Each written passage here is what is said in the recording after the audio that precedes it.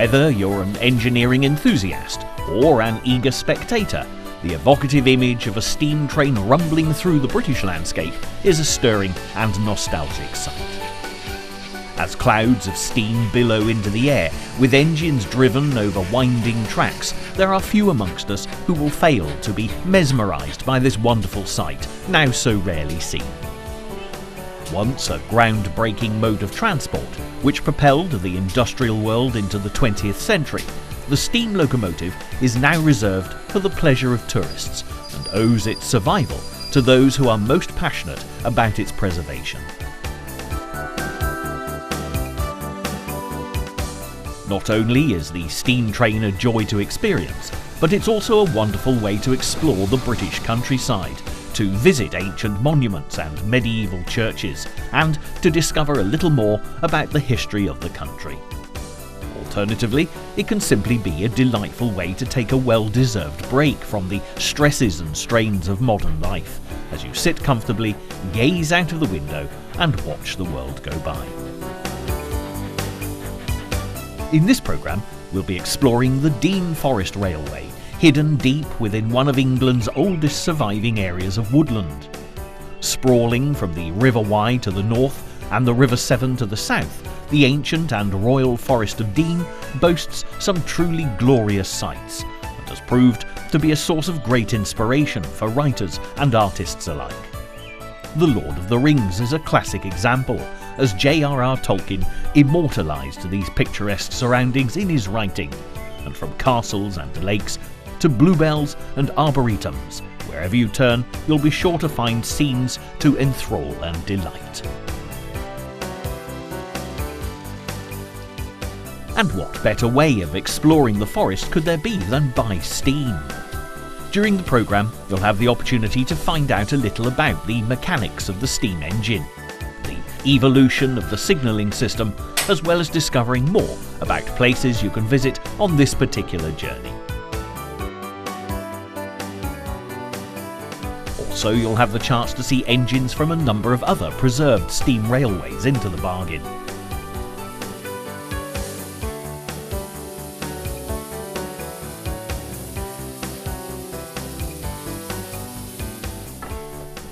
But before we begin our forest journey, it's worth taking a step back in time to discover the origins of steam travel in Great Britain and find out a little about the extraordinary characters who brought about such revolutionary changes in the history of transport. The Scottish inventor and mechanical engineer James Watt was the first to really harness the power of steam as far back as the 18th century.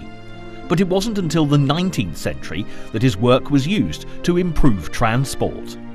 Although railways already existed, it was horses that were used to pull wagons along them, especially when it came to carrying heavy loads such as coal from the mines. As the Industrial Revolution gathered pace, canal mania had swept Britain by the late 18th century, with the development of the inland waterways. But whether transported by water or along a horse-drawn railway, progress was very slow. As a result, engineers began experimenting with steam to drive a locomotive, and very rapidly the canals were forgotten with the dawn of the railway age. It was a Cornishman, one Richard Trevithick, who first developed a steam-powered road vehicle. The London road carriage made its first journey in 1803, but the carriage was expensive to run and uncomfortable for passengers, so the novelty of this extraordinary contraption soon wore off. Nevertheless, just 1 year later, Trevithick came to prominence again, when he mounted a steam engine on wheels to haul iron along the Merthyr-Tydfil tramroad. It was a primitive design, but in 1804 it carried 10 tons of iron and 70 men, nearly 10 miles, which was a groundbreaking event for the industrial world. Even so, at 5 miles per hour there were still many improvements to be made, and while Trevithick went on to create storage heaters, pumps and steam tugs, it wasn't until the 1820s that the notion of the steam train really took off, as the man credited with being the father of the railways, George Stephenson, stepped into the limelight. One of the first major problems that Stephenson had to overcome was the weight of the steam engine and the problems this caused the rails. Trevithick's steam locomotive proved too cumbersome for the wooden rails of the tramway to be used regularly, and was even heavy enough to break rails made of cast iron. Stephenson made improvements to the design of rails, and also looked at how to distribute weight more effectively along the tracks through better spacing of the locomotive wheels. If you look at steam trains today, you'll notice that coupling rods are used to connect the wheels. Stephenson's locomotion was the first engine to do this, with the inefficient method of linking the wheels with chains replaced by rods, ensuring that the wheels stayed at an equal distance from each other.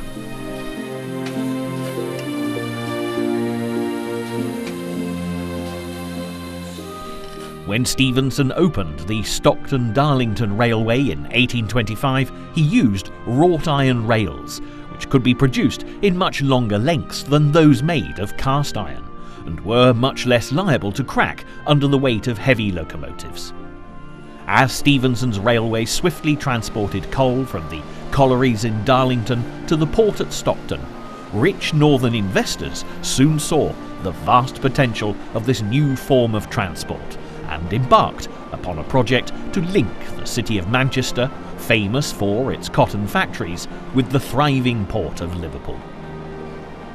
And to determine who would win the contract for building the locomotives, a competition, the Rainhill Trials, was held in 1829. By now, George Stephenson's son Robert had started to work with his father, and together they designed a locomotive with enough power to pull huge amounts of freight across the countryside. But the Stephensons realised that the obstacle they needed to overcome was the limited amount of steam they could produce. Robert Stephenson came up with the ingenious idea of replacing the single flue that ran through the boiler with a great number of tubes.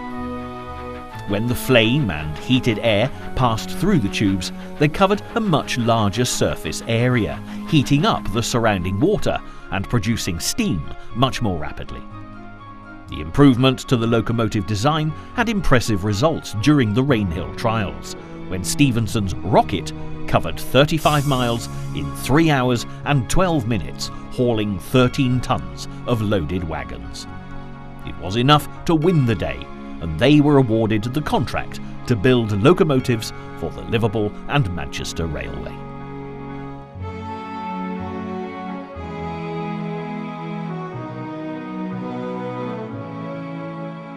And the innovative Stephensons went from strength to strength.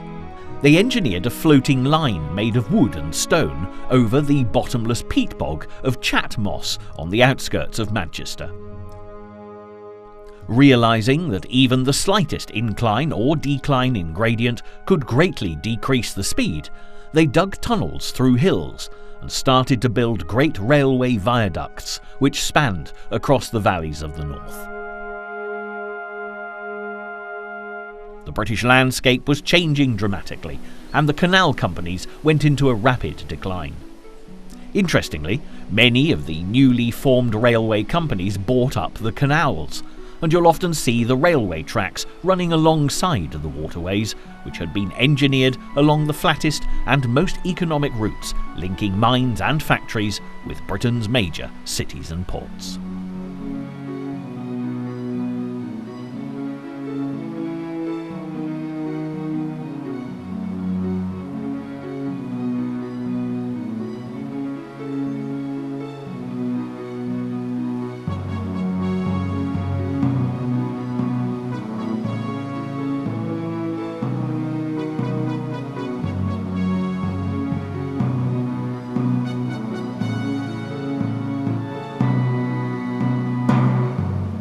Even today, the great engineering feats of the Stephensons can still be seen in use.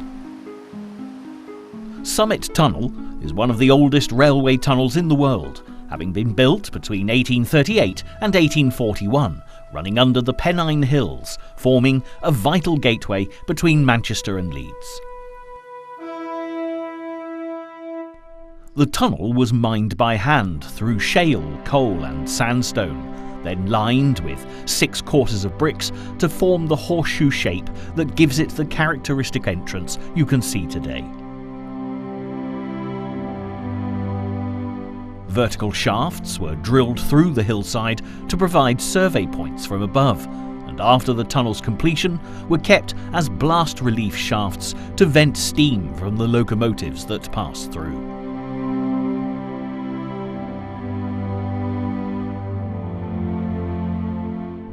Curiously, as heat built up in the ground surrounding the tunnel, the warm soil triggered new growth in the plants above, and flowers started to bloom, causing a phenomenon that was known as a false spring. Though today, with steam trains no longer passing through, the flowers have gone, but the tunnel has been continuously used by passengers and for freight since it opened.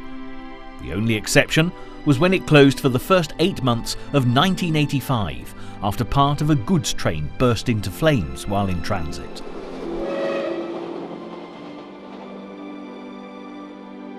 While tunnels and great viaducts transformed the northern landscape, to the south there was a similar flurry of excitement, as a contemporary of Robert Stephenson, the innovative and daring Isambard Kingdom Brunel made his presence felt. At the extraordinarily young age of 27, Brunel had been appointed chief engineer to the Great Western Railway, which linked the capital city of London to the southwest and the major port of Bristol. It was Brunel's vision that passengers could purchase one ticket at Paddington Station and travel from London to New York, changing from the Great Western Railway to the Great Eastern Steamship at the terminus in Neyland, South Wales. He also had other exciting plans for the railway, and using extensive calculations, was of the opinion that there were considerable advantages to using a wider track gauge. While Brunel began building broad gauge railways with trains to match, not everybody agreed with innovative engineers' ideas. Further north, the gauge that George Stephenson had chosen for his line was based on the width of farm carts and measured 4 feet 8.5 inches and was much narrower than Brunel's tracks.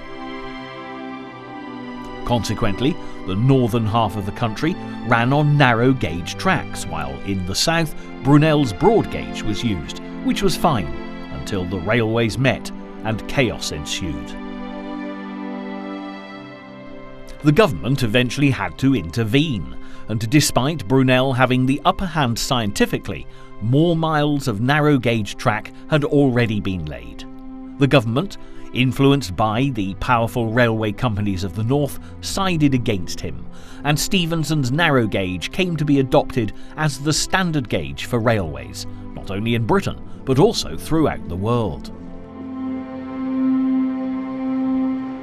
So, ironically, the trains of our modern high-tech rail system today run on tracks based on the average width of farm carts from the early 19th century. Difficult as it must have been for Brunel to see his wide-gauge trains being reduced to scrap metal, the young engineer was not to be deterred, and his innovative designs went from strength to strength. From Cornwall to Maidenhead, he built magnificent bridges, and without doubt, one of Brunel's best-loved constructions is the Clifton Suspension Bridge, which runs across the Avon Gorge to Bristol. With its Egyptian-style towers and elegant shape, it was a great tribute to Brunel's talent.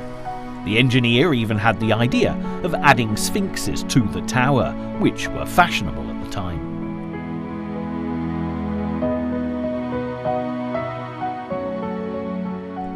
Way below lay Bristol Docks, which today provides a safe haven for another of Brunel's remarkable achievements. This is the SS Great Britain, the first iron-built steamship to be screw-propelled across the Atlantic, designed by Brunel to improve links with the rest of the world for his Great Western Railway.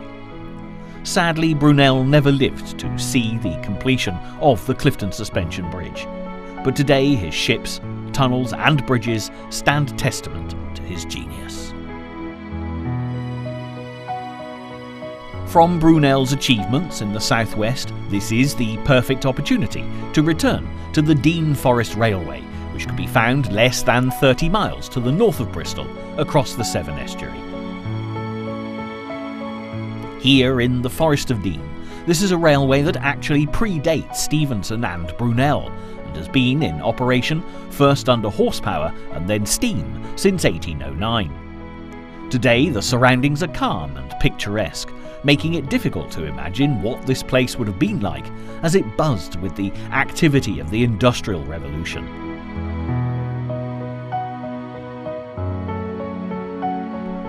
In the 19th and early 20th century, the Forest of Dean was a complex industrial region with deep coal and iron mines, foundries and quarries, which required a network of railways to transport such valuable commodities across the woodland terrain. Back in the 19th century, the steam trains that ran along these tracks were used purely for the purpose of transporting iron ore and coal to the harbours further south. It's thought that as early as the 5th century BC, rich seams of iron ore, coal and limestone were discovered here, and if you explore the local caves or take a look into the streams and rivers, you'll find that traces of these precious minerals can still be seen to this day. Traditionally, men born within the forest's boundaries are allowed to dig for iron ore and coal in the open cast mines scattered across the area. There are few free miners left working the lodes today, but those that remain certainly guard their mineral rights fiercely.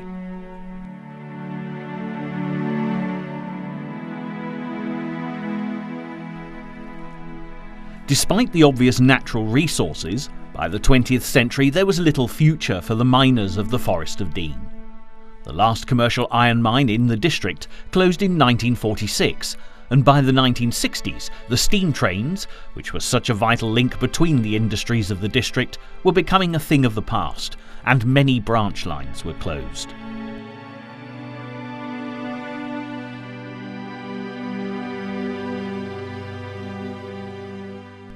Today, the main industry in the Forest of Dean is tourism, but as people flock to the countryside, escaping the hustle and bustle of city life, the steam trains have very definitely made a very welcome comeback.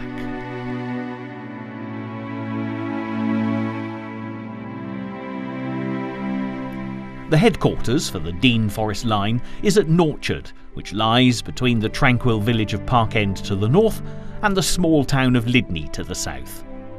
Norchard boasts a range of locomotives, but the gleaming black engine you can see rolling into the station today is Forest Pannier 9681, which was built at the famous Swindon Works in 1949.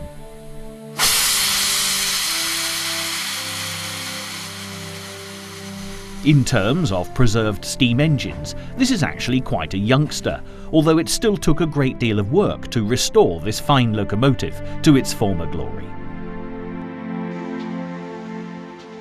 Like so many wonderful old engines, 9681 became redundant with the closure of branch lines in the 60s, and in 1965 it seemed as if this engine had literally reached the end of the line when it made its final journey to a scrapyard in South Wales.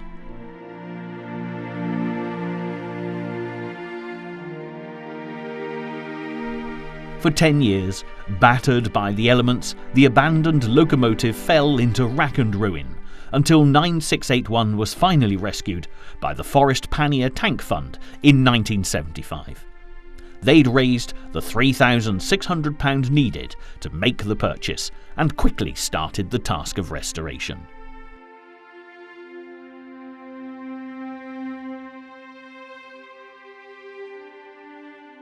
All around Britain today, you'll find workshops at preserved railways dedicated to the restoration of steam trains, and it's thanks to the painstaking labour of enthusiasts and volunteers that these glorious old engines can still be seen travelling through the countryside today.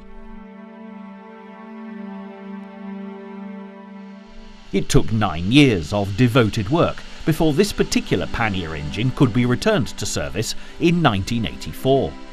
It probably won't come as too much of a surprise that 9681 acquired the nickname Black Beauty when the restoration was complete, which was a wonderful tribute to all those who'd worked so hard to save this locomotive, which has since given such pleasure to so many people.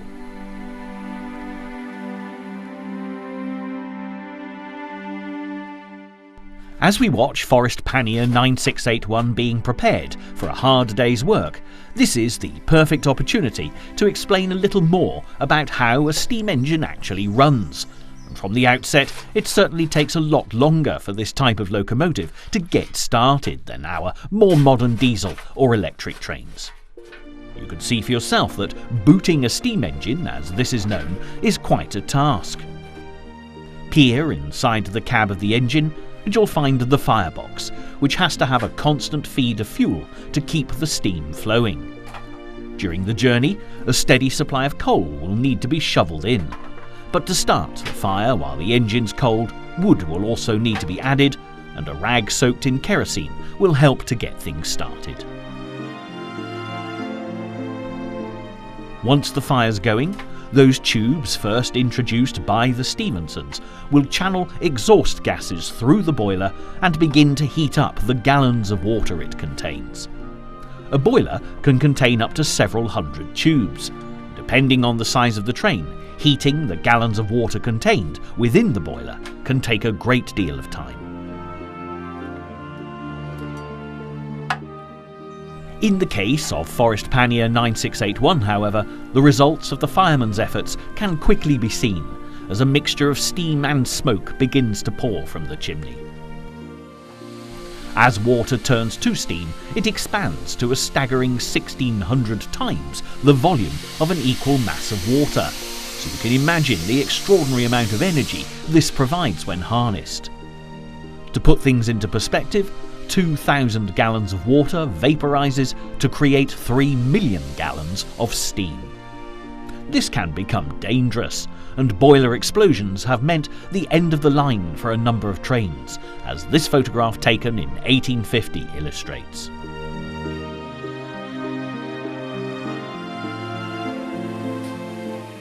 The Forest Pannier has a water capacity for 1,200 gallons, which will result in plenty of steam being generated throughout the day. The fireman will adjust the supply of fuel to get the water to simmer or come to a full rolling boil. As you can see here, the main fuel for the steam engine is coal, and this will generally be carried behind the engine in what is called the tender. The coal size is also important, and larger pieces need to be broken down to about the size of a man's fist to allow the spread of an even flame over the whole grate. Larger pieces would cause black spots in the fire, a sure sign of lower temperatures and less effective combustion.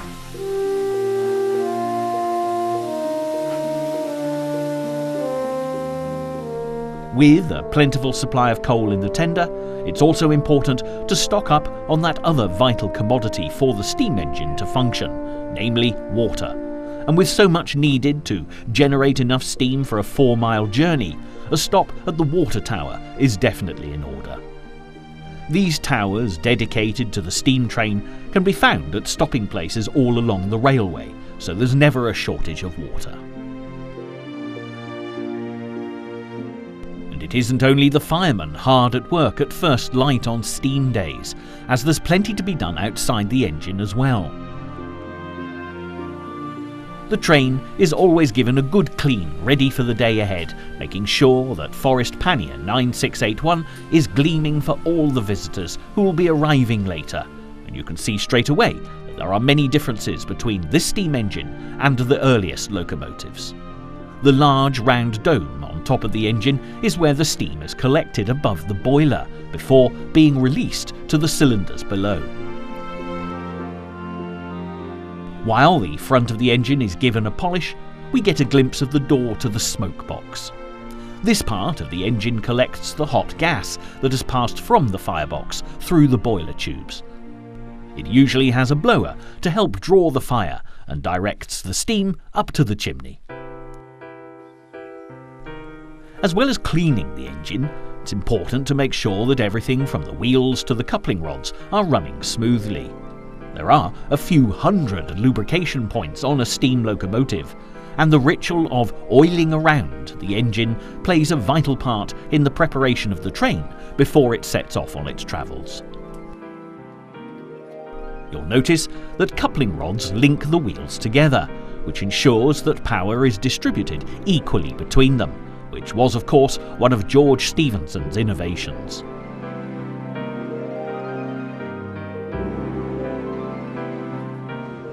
The wheels run in slots within the steel frame around which the locomotive is built, and mounted on top of these metal beams you'll find the cab, firebox, boiler and smoke box.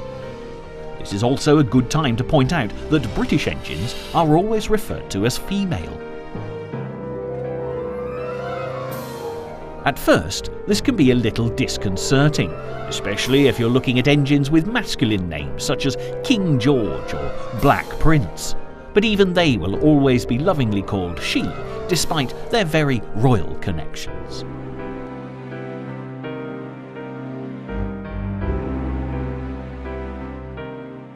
As the water in the boiler heats up, more steam is created, and you'll notice that not all the smoke and vapour is coming out of the chimney.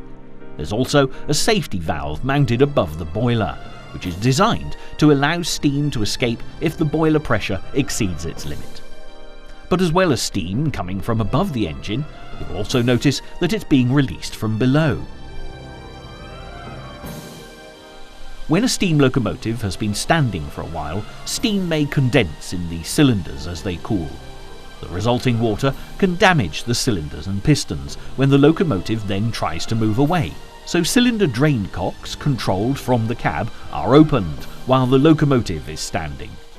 These won't be closed until after the locomotive starts to move away. The drain cocks are what produce the typical large clouds of steam from the front of a locomotive when it first begins to move. And with all this steam being generated, it's time to put it to good use.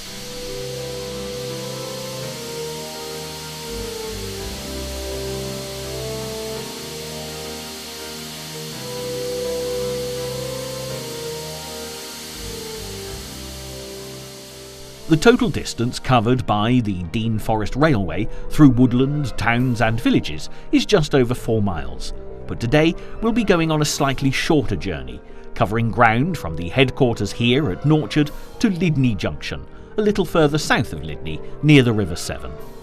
The trip to Park End will on this occasion have to be reserved for another visit.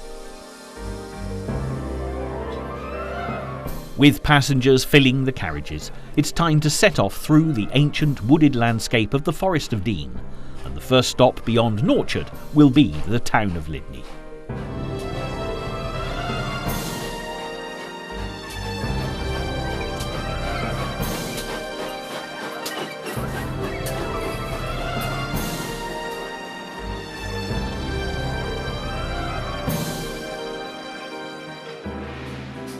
As you take in the views, you can certainly see why, way back before the Industrial Revolution, this district was used as a royal hunting ground, most notably in Norman times. Boar and deer roamed freely here, and you'll still find plenty of wildlife if you follow some of the woodland walks on offer. But while we're on the train, we can leave hiking expeditions for a later date and take this opportunity to look in a little more depth at how the steam engine works. As steam is produced, the expanding air in the cylinders inside the engine produces enough pressure to push the pistons. If you take a look at this much larger locomotive at the Gloucestershire-Warwickshire Railway called Black Prince, you can get a very clear view of the connecting rod which is linked to the driving wheels. This steel arm converts the horizontal motion of the piston into the rotation motion of the wheels. Of course, it's up to the driver to decide when the train begins moving and in which direction. And if you take a look at the interior of 3205, you can see exactly what happens inside the driver's cab. This area is called the footplate, and the big red lever you can see running across the cab from left to right is called the throttle or regulator. It opens a valve that controls how much steam is piped out of the boiler into the operating cylinders, which in turn set the pistons going, just as the accelerator would on a car. The circular handle you can see to the right of the regulator is called the screw reverser. This adjusts which side of the piston steam is supplied to when the regulator is opened, and also the amount of steam provided. As the train sets off, the screw is turned clockwise to its full extent, providing steam for 75% of the piston's travel to move the locomotive forwards. Once moving, the screw would be turned anti-clockwise to reduce the percentage as the train accelerates and less effort is required. Turning the screw anti-clockwise to its full extent provides steam to the opposite side of the pistons and reverses the direction of travel. And at mid-position, no steam is supplied at all. Even though our modern trains of today are so much faster than the steam engine when it comes to speed, back in the 30s, this more aged form of transport did reach some impressive speeds. In 1938, a locomotive called the Mallard hit around 126 miles per hour on a run from King's Cross Station, setting the world speed record for steam locomotives. Rather faster than the speed we're travelling at today, it has to be said. Back in the 19th century, it wasn't quite as easy to reach such high speeds. Travelling long distances could also cause all manner of difficulties. Fire tubes and smoke boxes could be destroyed by heat, and this was especially problematic for some of Stephenson's trains.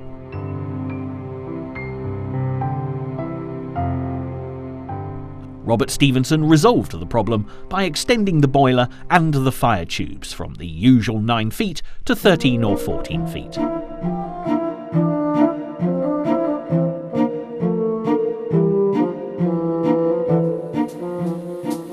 So, thanks to Robert Stephenson, our travellers are in no danger of an overheating smoke box today.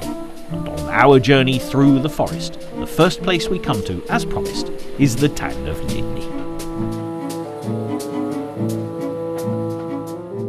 Despite the fact that we're not stopping here today, Lydney is nonetheless historically rather significant. It was the home of Sir William Wintour, a favourite of Queen Elizabeth I, who was one of her great naval admirals at a time when the Spanish Armada were all set to invade England.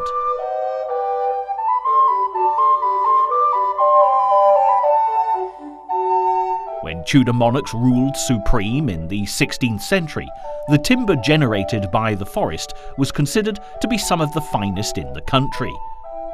Many of the ships built to oppose the Spanish were constructed from the Forest of Dean's oak trees gathered from around Sir William's hometown.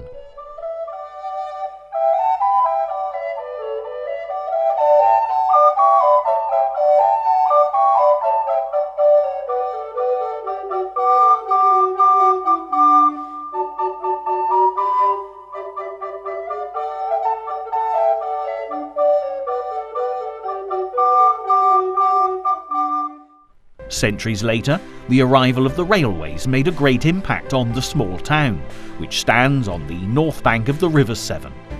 A harbour was built to serve Lydney, which was the last port on the Severn where sea-going boats could load and unload their cargoes. Consequently, with coal, stone, tin plate and timber all being produced, and clay and salt needing to be imported, Lydney became a thriving community. At its busiest time, the dock handled in excess of 2,000 vessels and 300,000 tons of coal annually. Times have changed, and now Lydney is a relatively quiet town, much altered since its busy industrial days.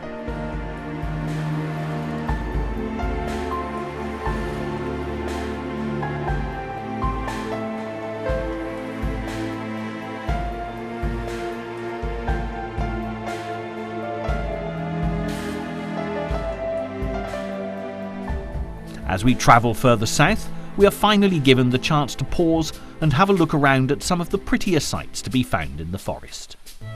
This is St Mary's Halt, where visitors can explore the beautiful old church just beyond the station.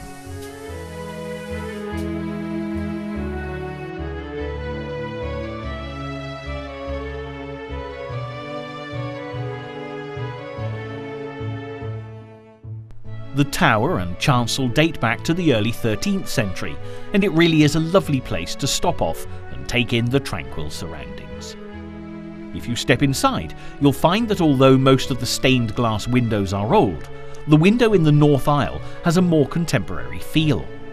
It was a gift to Lydney Park's Lord Bledisloe, otherwise known as Charles Bathurst, in the 1940s, and boasts an icy New Zealand landscape with a view of the Franz Josef Glacier. It commemorates Lord Bledisloe's tour of duty as governor of the country, and you'll also find that monuments and inscriptions in and around the church show the influence of the Bathurst family on the town of Lydney from the 18th century to the present day.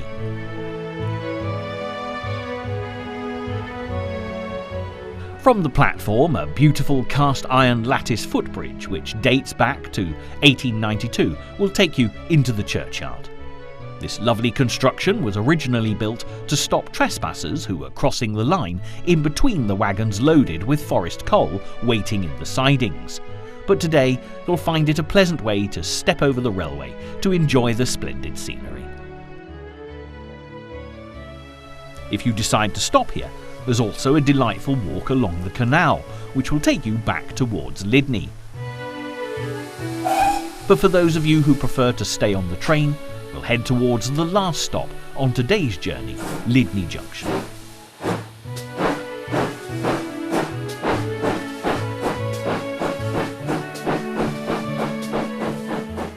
Now, for anyone taking a train ride, looking out of the window is one of the greatest pleasures. But it's also worth mentioning the interior of the carriages at this point.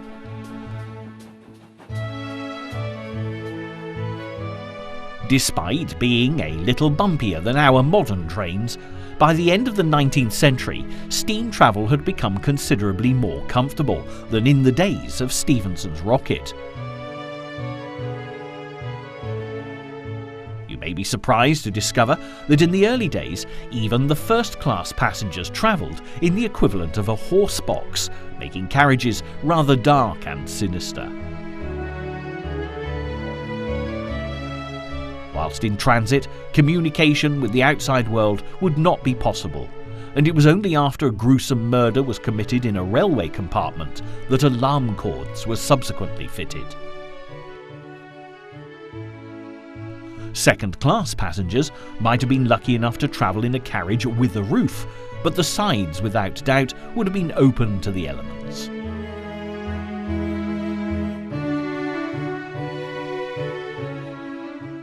Third-class passengers were not even able to sit, forced to stand crammed together in open trucks as they were jolted at speed along the tracks. As railway mania swept the nation, gradually improvements were made, and the polished woodwork and elegant upholstery of this Victorian carriage shows just how luxurious some compartments became.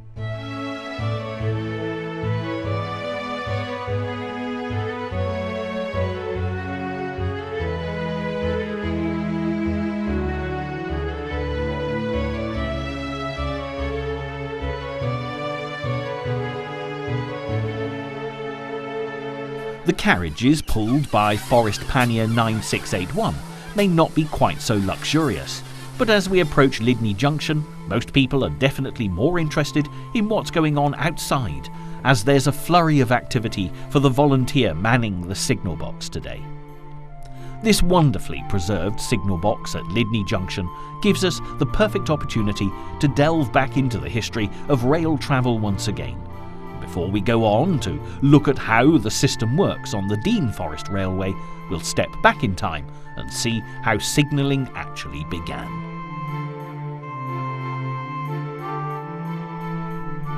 Not long after the first passenger railways began to operate in the early 19th century, people began to realise that there was the need for some kind of system that would prevent two or more trains attempting to travel along the same stretch of railway at the same time.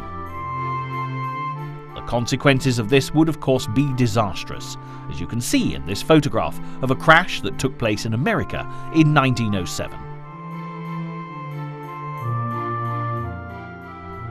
Early methods relied upon policemen at stations, crossings and junctions, using handheld flags to signal passing trains. With no communication possible between these men, they simply relied on a time interval system to prevent trains from running into one another, which was far from satisfactory. In 1841, Brunel provided disc and crossbar signals on the Great Western Railway, but in 1843 vast improvements were made with an idea courtesy of the Royal Navy. For several decades, the Navy had already been using a means of communication known as the flag semaphore signalling system, which the railways also put to very good use. In fact, despite radio communication now being a much more technologically advanced alternative, semaphore has remained an important feature of modern rail travel.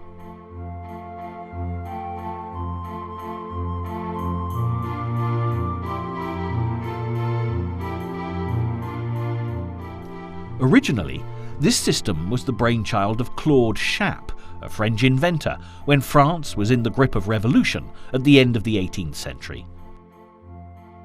The mechanical arm seen here was used to make different positions, which would in turn provide vital messages for those involved in the bitter conflict that cost so many their lives.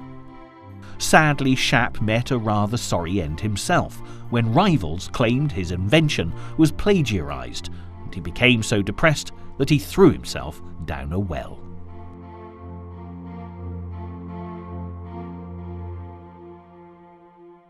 Despite Chappe's unfortunate death, rail travel has down through the ages been a great deal safer thanks to semaphore.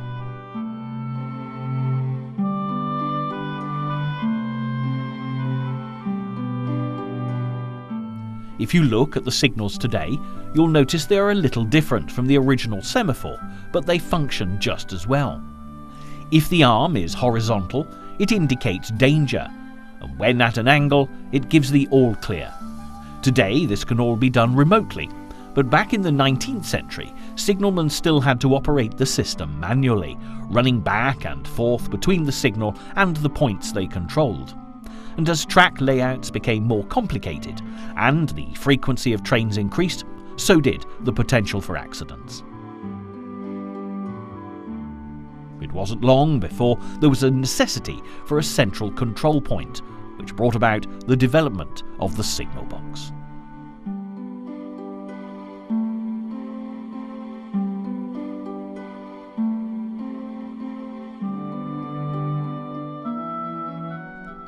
The first signal boxes were installed in the early 1860s on the approaches to London Bridge, and they eventually made their way to the Forest of Dean, as you can see here at Lydney Junction. Using mechanical lever frames, the signalman operates the signals and points via wires and rods. The red levers are for the signals, the black ones for the points, while the blue levers are for the facing point locks. You'll also find that at Norchard, the Dean Forest Railway headquarters, there's another signal box that's equally fascinating.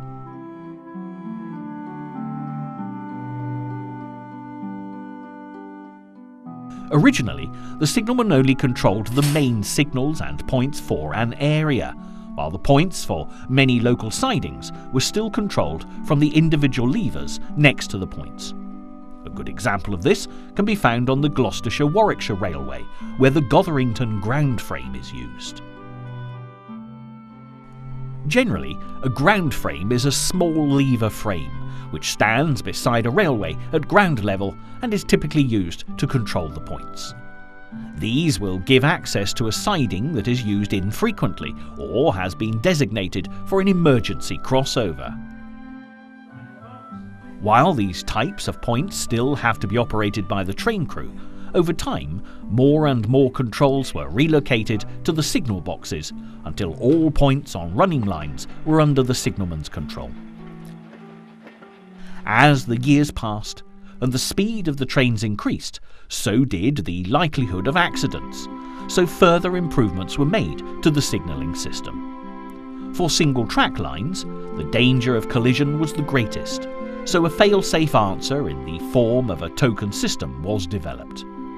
This would require the signalman at the entrance of the station giving the driver a staff or a rod of wood or metal on which the name of the single line was stamped. Later, as the tokens became smaller, a hoop was added, so the fireman or driver could put their arms through easily to pick it up as they drove past. The train would have to slow down to make it easier to pick up the hoop. But as drivers tried to make up lost time, this wouldn't always be the reality, and bruised upper arms were commonplace. There was even the danger of missing the hoop altogether.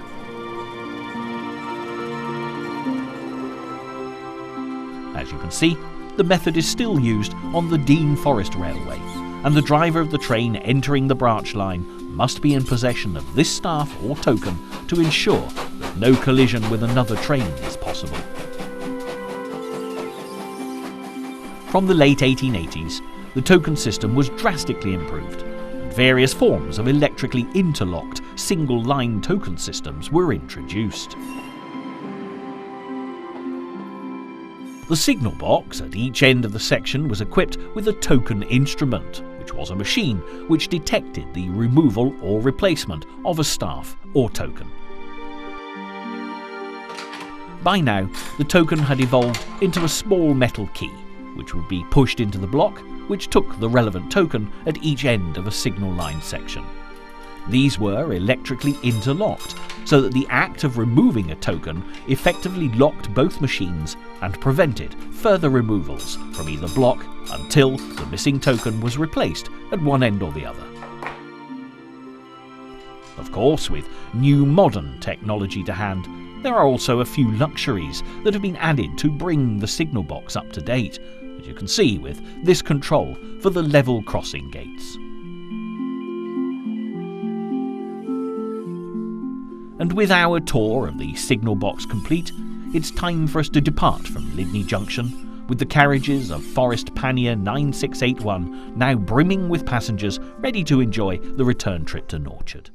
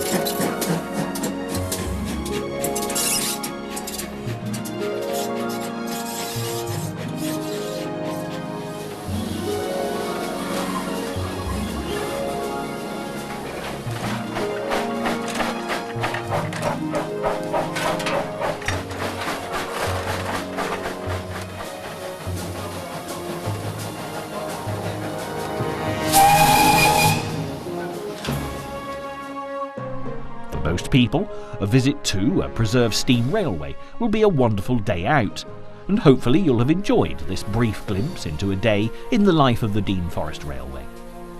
But as our time draws to a close, we just have a few moments to take a look at other examples of steam preservation societies around the country.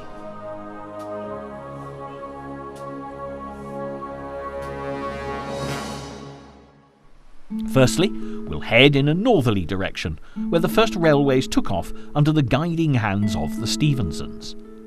This station at Haworth is on the Keighley and Worth Valley line in Yorkshire.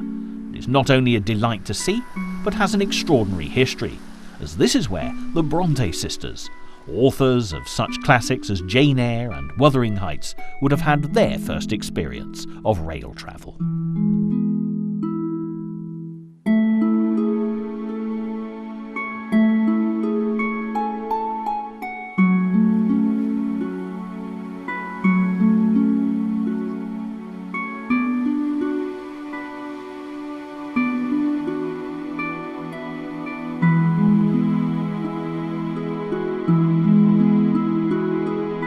If you prefer to head off in a more southerly direction, a trip to explore the Isle of Wight steam railway based at Haven Street will be a real treat. Once a thriving holiday destination, the Island Railway again has an amazing history, as well as owning a particularly beautiful collection of Victorian carriages. And of course, the good Queen herself was a regular holidaymaker in the district, and you can visit Osborne House, Victoria and Albert's summer retreat, which is equally as well preserved as the railway. You can also see the remnants of the royal family's own personal station at Whippingham. There are plenty of halts where you can leave the train and explore the stunning countryside.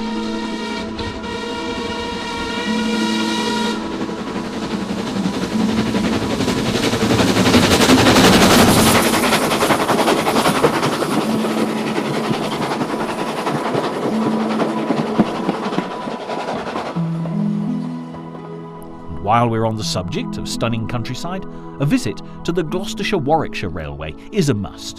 You may also get the opportunity to encounter the magnificent Black Prince that we've already seen featured in this programme.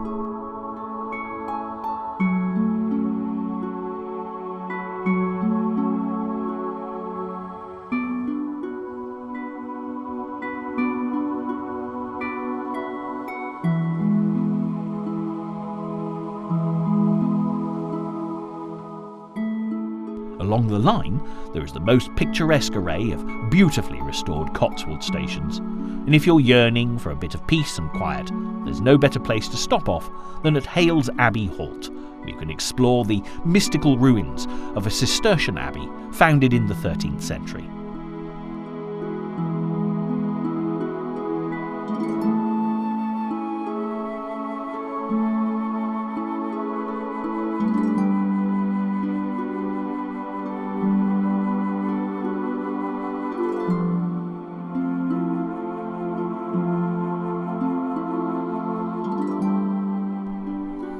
Back in the Forest of Dean, our pannier engine 9681 has at last reached Norchard, and although our time with the Dean Forest Railway is now at an end, thanks to the hard work of the dedicated volunteers who've turned their dreams into a reality, there's a great deal more for you to see should you find yourself in this truly amazing part of Great Britain, with history brought to life whenever the steam starts rising.